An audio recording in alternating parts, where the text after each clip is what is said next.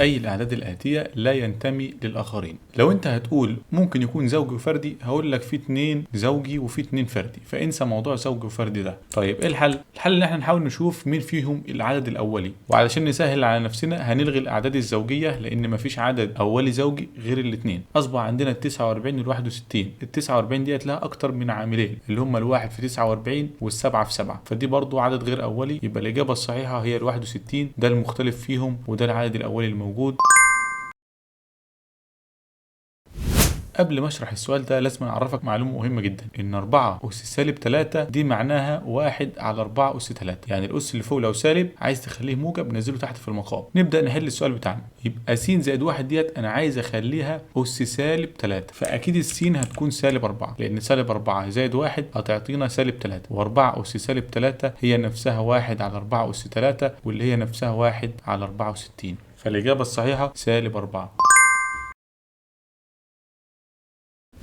بإمكانك تحل السؤال ده بطريقتين، يا إما تحله كأنه معادلة عادية أو تحله بإنك تجرب الاختيارات. ولو هتجرب الاختيارات فالمطلوب منك الرقم اللي تحطه مكان السين يجعل الكفتين دول متساويين. يعني على سبيل المثال لو هنختار مثلا سالب 4، سالب 4 وسالب 5 سالب 9، الاتنين في سالب 9 بسالب 18، سالب 18 زود عليها 6 يبقى سالب 12، يبقى الكفة اليمين سالب 12. الكفة اليسار نفس الفكرة، نحط مكان السين سالب 4، الأربعة في سالب 4 بسالب 16 زود 2 يبقى سالب 14، يبقى كده الإجابة الأولى خطأ، فتضطر تجرب الإجابة الثانية وهي سالب 3. نحط مكان السين سالب 3، سالب 3 وسالب 5 سالب 8، الاتنين في سالب 8 بسالب 16 زود 6 يبقى سالب 10. برضو نفس الفكرة، نحط هنا سالب 3 مكان السين، الأربعة في سالب 3 بسالب 12 زود 2 يعني سالب 10، يبقى الإجابة الصحيحة هي سالب 3. أو إنك تحلها عن طريق إن هي معادلة وتحلها. أوجد قيمة س. الضلعين دولت متوازيين، أكيد كده فيه تناظر حرف اف، يعني الزاوية دي بتساوي الزاوية دي، معنى كده إن الزاوية دي 60، فبالتالي الزاوية دي برضو هتكون 60. وزاوية س ديت زاوية خارجة عن المثلث، فبتساوي مجموع الزاويتين البعيدتين، يعني هتكون س بتساوي 40 زائد 60 هتساوي 100، يبقى الإجابة 100. سؤال سهل جدا ولكن لازم تكون عارف الفكرة بتاعته. أي السنوات كان ارتفاع الواردات أكبر ما يمكن؟ الواردات باللون الأزرق، فأنت تشوف أعلى ارتفاع للون الأزرق وموجود سنة 1430، يبقى الإجابة 1430. السؤال ده من الأسئلة المتكررة اللي بتيجي في الاختبار كتير. بيقول لك ما مساحة المربع؟ طالما ده مربع يبقى ده مثلث قائم الزاوية، ومن المثلثات المشهورة جدا المثلث 3 4 5، فبالتالي الضلع ده هيكون 4. معنى كده ان ضلع المربع 4، يبقى مساحة المربع طول الضلع في نفسه، فهتكون 4 ضرب 4 هتكون الإجابة 16.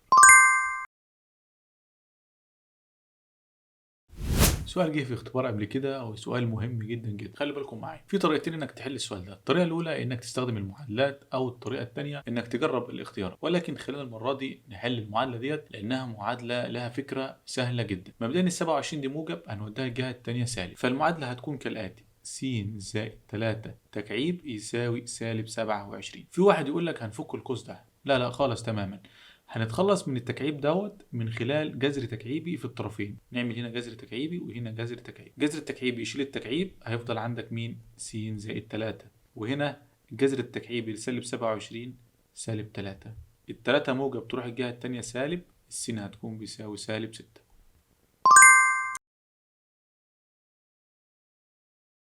سؤال مهم جدا جدا، بيقول لك اذا طرحنا عمر ليلى من 4 امثال عمرها كان الناتج 48، كم عمر ليلى؟ هنفرض ان عمر ليلى س، يبقى 4 امثال عمرها يعني 4 س. وخد مني المعلومه المهمه جدا دي، لو قال لك في السؤال طرحنا او باقي طرح او تنقص او ما نقص، انت بتطرح الثاني ناقص الاول، يعني هتطرح ال4 س ناقص السين. كل ده هيساوي كام؟ هيساوي 48. تحلها كانها معادله عاديه، 4 س ناقص س 3 س يساوي 48، الثلاثه ضرب تروح الجهه الثانيه قسمه، 48 قسم 3 16، انتهت المسألة.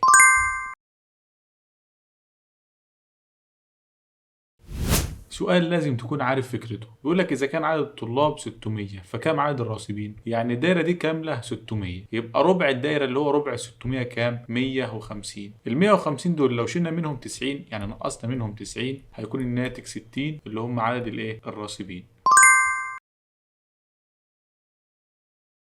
سؤال صعب جدا انك تحصل على الاجابه بتاعته بسهوله. في فصل طلاب اذا وزع كل طالب على باقي الطلاب هدايا وكان عدد الهدايا 132 فكم عدد الطلاب؟ عشان نحل السؤال ده انا هستخدم القانون ده، س في س ناقص 1 يساوي ال 132. ودي اصبحت معادله تقدر تحلها، انك توزع وتحلها معادله مقدار ثلاثي بسيط. ولكن انا هحلها بطريقه تانية خالص. السين والسين ناقص واحد دول عددين متتاليين، يعني مثلا 14 و13 او 15 و14 وهكذا. انا هعرف ايه العددين اللي تضربهم في بعض متتاليين يعطيك 132.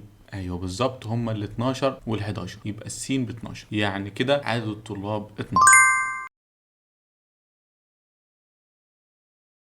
سؤال جه في اختبار قياس بيقول لك إذا كان متسابقان يتسابقون في مضمار دائري بسرعة متساوية باتجاه معاكس فكم مرة يلتقون في 10 ادوار؟ يبقى الإجابة هي ال10 ضرب 2. ليه؟ لأن هما في اتجاه معاكس هيتقابلوا مرتين، مرة هنا في البداية ومرة ده يلف يوصل هنا وده يكون هنا، فيتقابلوا مرة هنا ومرة هنا، يعني في كل لفة هيتقابلوا مرتين، فهنضرب ال10 في 2 يبقى الإجابة 20. سؤال جه في اختبار قياس بيقول لك في الشكل المجاور اوجد س زائد ص. طيب الزاويه دي 90، فالزاويتين اللي فاضلين دولت لابد يكون مجموعهم 90. نخليهم اي شيء، 45 و45 او 50 و40 او 60 و30، المهم اي رقمين مجموعهم 90 عادي مش هيفرق. السين وال60 دولت هما الاثنين على خط واحد، يعني مجموعهم كام؟ 180 نقص 60، يعني كده السين ب 120. نفس الفكره الجهه الثانيه برضه، الاثنين على خط واحد يعني مجموعهم 180 نقص 30 يبقى الصاد ب 150. يبقى كده السين ب 120 والصاد ب 150، يبقى مجموعهم كام؟ 270.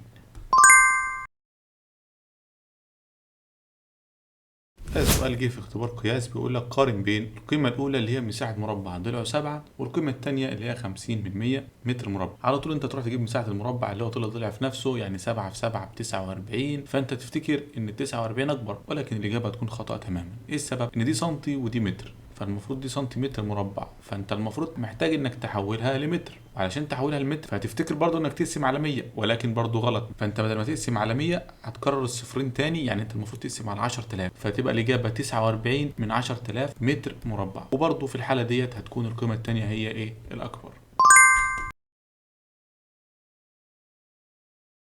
من أسئلة الطلاب سؤال فيه فكرة ممتازة جدا. تعالوا نحل السؤال. هنبدأ بالبسط الأول. احنا عارفين ان احنا في القسمة بنطرح الأس، يعني 8 ناقص 3 كام؟ 5، فالإجابة 6 أس 5. في المقام مش هعرف أعمل حاجة، فخلي المقام زي ما هو. تعالوا بقى نشوف الفكرة اللي أنا بتكلم عنها. كان عندك كام سنة لما عرفت ان 6 أس 5 تقدر تخليها 2 أس 5 ضرب 3 أس 5، وتحت عندك 2 أس 5 في 3 أس 4. أعتقد كده السؤال بقى سهل جدا. 2 أس 5 تروح مع 2 أس 5 هيفضل عندك 3 أس 5 قسمة 3 أس 4، وهنا عارفين ان احنا في القسمة برضو بنطرح الايه؟ الأسس. يبقى 5 ناقص 4 1، و3 أس 1 اللي هي 3، الإجابة 3.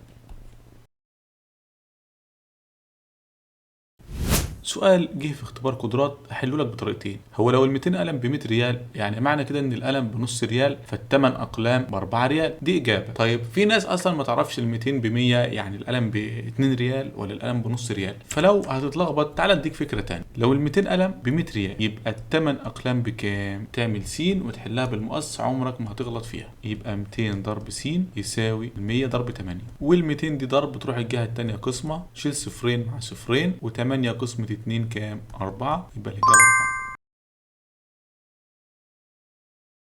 سؤال جه في النماذج الاخيره في غايه الاهميه، طبعا لو انت ما عرفتش فكرته هيكون صعب عليك كده. تعالوا نحل السؤال ده. بيقول لك اذا رمى محمد سهمين في المنطقه ا وسهم في المنطقه ب وحصل على 17 نقطه، بينما خالد رمى سهم في المنطقه ا وسهمين في المنطقه ب وحصل على 22 نقطه، فكم نقاط المنطقه ب؟ يعني السهم الواحد في المنطقه ب بكام؟ هنحل السؤال ده بطريقه ذكيه شويه. تعالوا معايا نشوف محمد الدنيا معاه ماشيه ازاي. طيب محمد رمى سهمين في المنطقه ا، يعني كده في 2 ا، وسهم في المنطقه ب زائد سهم في المنطقه باء، يعني زائد باء، كل ده عطاله كام؟ عطاله 17. تعال بقى نشوف خالد رمى سهم في المنطقه ا، يبقى كده عندي ا، وسهمين في المنطقه باء يعني عندي 2 باء، وعطاله 22. اصبح معادلتين. تعالوا معرفكم نحلهم ازاي. المعادلتين دول تقدر تحلهم بطريقه اسمها طريقه الحذف او طريقه التعويض، لكن انا هستخدم الحذف. طريقه الحذف فكرتها انك لازم تخلي قيم متساويه، يعني تحت في 2 ا حاول تخلي فوق 2 ا زيها. طيب هنخلي 2 ا ازاي؟ هنضرب الحدود كلها اللي فوق في 2، تبقى دي 2 ا ودي 4 باء